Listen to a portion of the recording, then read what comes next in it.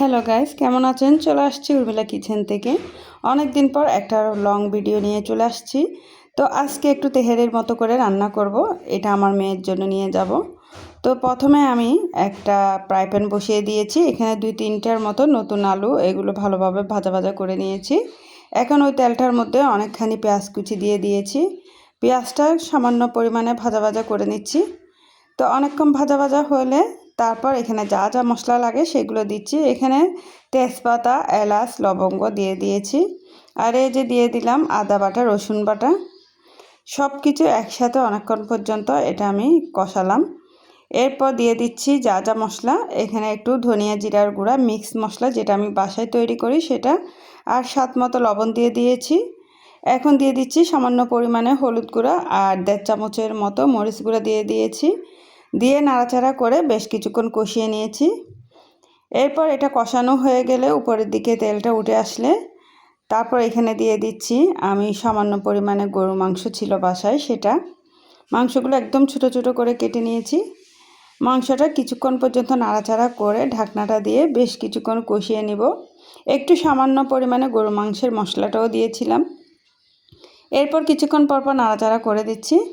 একটু সামান্য পানি দিয়ে কিছুক্ষণ পর্যন্ত কষালাম। এই যে দেখতে পাচ্ছেন একদম কষানো কমপ্লিট হয়ে গিয়েছে। এরপর 2 ধরনের ডাল ধুয়ে রেখেছিলাম, এটা ভেজে তারপর পানিতে ভিজিয়ে রেখেছি। এখানে মুগ ডাল আর মুসুর ডাল ছিল।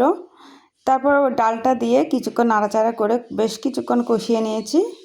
কষানোটা প্রায় হয়ে গিয়েছে। এখন আমি চালটা দিয়ে দিচ্ছি। এখানে প্রায় 1 কেজির মতো চাল ছিল, চিনি গুঁড়া চাল, সেটা দিয়ে দিয়েছি। দিয়ে নাড়াচাড়া করে এই চালটা দেওয়ার পর এই ডাল চাল আমি অনেকক্ষণ পর্যন্ত তেলটার মধ্যে ভাজা ভাজা করে নিব। এই তেলটার মধ্যে প্রায় 40%-এর মতো আমি নাড়াচাড়া করে সিদ্ধ করে নিয়েছি। এরপর আমি এখানে একদম মেপে মেপে 8 কাপের মতো পানি দিয়ে দিয়েছি, 8 গ্লাস দিয়ে নাড়াচাড়া করে অনেকক্ষণ পর্যন্ত আমি এই চালটা রান্না করে নিয়েছি।